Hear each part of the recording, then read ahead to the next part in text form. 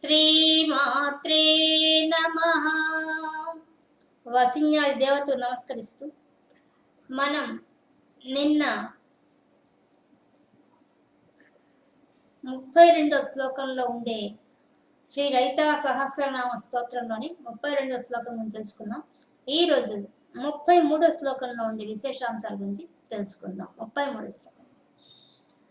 కామేశ్వరాస్త్ర నిర్దగ్ధ సభండాసురశూన్యక బ్రహ్మోపేంద్ర మహేంద్రాది దేవ సంస్థుత వైభవ.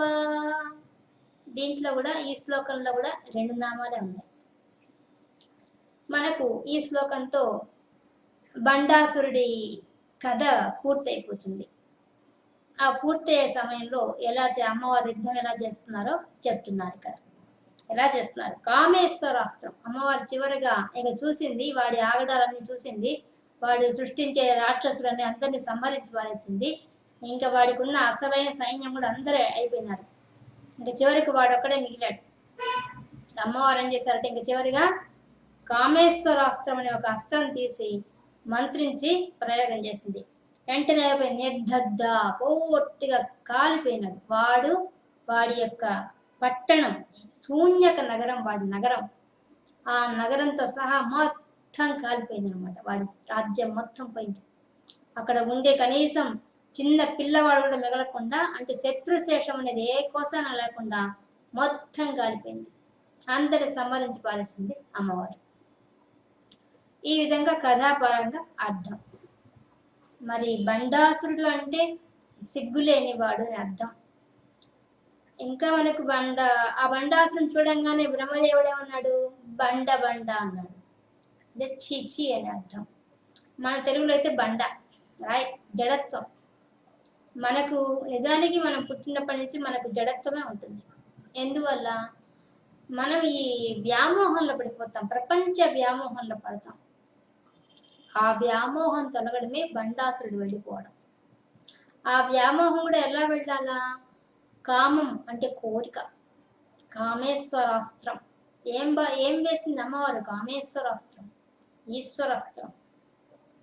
ఎటువంటి అస్త్రం అది? మనకి పరమాత్మకు కానీ మనకు ఉండేది కామమే. పరమాత్మకి ఏముంది? ఒక్క నేను అనేకం అవుదాం అనుకోగానే విశ్వం వచ్చేసింది ఆయనకి. ఆయన సంకల్పం అది, అదే కోరిక. మనకేముంది? మన కర్మలను బట్టి మనకు జన్మ వస్తుంది, అంటే మన సంకల్పం కూడా ఉంది. కాబట్టి ఆ సంకల్పం అనే దాన్ని తీసేస్తే ఇక జన్మలు ఉండవు అన్నమాట. ఆ స్థితికి ఎప్పుడు ఎదుగుతాడు మనిషి? తనలో ఉన్న అజ్ఞానం అంతా పోతే కానీ పోదు. ఆ అజ్ఞానమే బండాసురుడు. అంటే ద్వైత భావన పోవడం, అంటే ప్రపంచము నేను వేరే అన్నట్టుగా ఉంటాడు. కాదు, ప్రపంచంలో నాలో ఉన్నది పరమాత్మ ఒక్కడే అనే విషయం తెలుసుకోవడమే అసలైన సాధన. ఆ సాధన గురించి చెప్తున్నారు. అంతరార్థం అది, తత్వం అది. పైకి కథ ప్రకారం అయితే అది, లోపల తత్వ ప్రకారం అయితే ఇది. ఇంకా దీంట్లో ఇంకో నిగూఢంగా ఉండేది అమ్మవారి యొక్క మంత్ర రహస్యం. ఈ 3 రహస్యాలు ఉన్నాయి. పైన కథ ప్రకారంగా అయిపోయింది. రెండోది తత్వ విచారణ. మనలో ఉన్న అజ్ఞానం అంతా పోతే మనం ఏమైపోతుంది? చిదగ్ని పోగానే చిత్తు మిగులుతుంది. ఆ చిత్తులో ద్వైత భావన పోతే కనిపించేది ఏంటి? ఆత్మ కనిపిస్తుంది. అదే ఇంక మీ అంత యుద్ధంలో ఎవరో వెళ్ళిపోయారు? అమ్మవారిలో నుంచి వచ్చిన ఆ కిరణాలుగా ఉన్న అమ్మవారంతా అమ్మవారిలోకి వెళ్ళిపోయారు. ఇంకా బండాసురుడి అసుర సైన్యం అంతా పోయింది. అసురుడే పోయినాడు, వాడి రాజ్యం కూడా పోయింది. ఇంకెవరు మిగిలారు? అక్కడ అమ్మవారు ఒక్కటే మిగిలారు. అప్పుడు అమ్మవారు ఎవరు? ఆత్మ విద్య, మహావిద్య, శ్రీ విద్య, శ్రీ షోడశాక్షరీ విద్య. మిగిలారు. ఆత్మస్వరూపంగా మిగిలిపోయింది. ఆ ఆత్మను దర్శించడమే సాధన మనిషికి. ఆ దానికోసమే మనిషి జీవుడు ప్రయత్నం చేయాలని చెప్పడం సందేశం దీంట్లో. ఇంకా దాంట్లో షోడశాక్షరి ఉంది, అంటే షోడశి మంత్రం ఉంది. అమ్మ రహస్యం అంతా ఈ పదంలో పెట్టారన్నమాట వాళ్ళు. ఈ విధంగా 3 అర్థాలు ఈ పదానికి ఉన్నాయి. ఇంకా దీంతో బండాసురుడు రావడం, వాడు చేయడం, యుద్ధం అంతా అయిపోయింది. ఎంత విచిత్రంగా ఉందో ఆ కథ అంతా మన గురించి. ఇప్పుడు చూస్తే మనం లలితా సహస్రనామం పారాయణం చేస్తున్నాం అంటే అర్థం తెలుసుకుంటే ఏమైపోయింది, మనలో ఉన్న అజ్ఞానం అంతా పోవడమే, అవిద్య పోయి విద్య రావడమే అసలైన సారాంశం.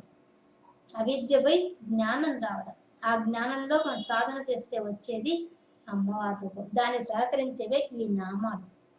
ఇదే పారాయణం. ఈ నామాలు మనం అర్థం చేసుకుంటూ పోతూ ఉంటే మనం ఎప్పుడు వెళ్తామో ఆ స్థితికి మనం ఆలోచించడానికి అవకాశం వస్తుంది. ఎప్పుడైతే ఆలోచన వస్తుందో మనం ఏం పెద్ద బ్రహ్మాండంగా పోయి హిమాలయాలు తపస్సు చేయాల్సిన అవసరం లేదు, ఇక్కడే కూర్చొని తరించకపోవచ్చు. అంత సులభమైన మార్గాన్ని అమ్మవారు మనకి ఏర్పాటు చేశారు. ఈ విధంగా బండాసురుడి కథతో మనకి ఈ పదం పూర్తయింది. అది చూసినటువంటి ఏం చెప్తున్నారు, బ్రహ్మోపేంద్ర మహేంద్రాది, బ్రహ్మ ఉపేంద్ర మహేంద్ర ఆది మొదలైన దేవతల చేత సంస్థుత అమ్మవారు స్తుతించబడ్డారు, పొగడబడ్డారు, కీర్తించబడ్డారు, వైభవంగా కూర్చున్నారు.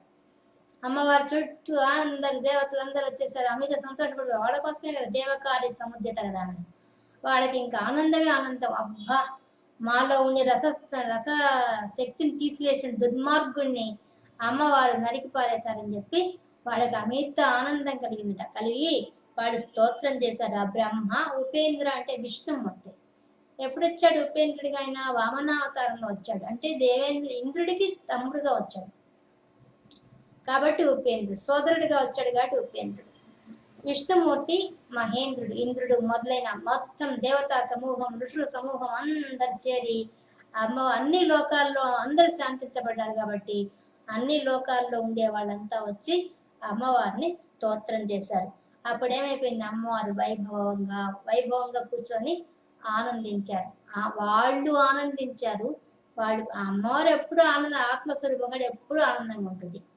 వైభవం అంటే వ్యాపించి ఉన్న శక్తి, ఆ శక్తి ఎప్పుడు ఆనందంగానే ఉంటుంది.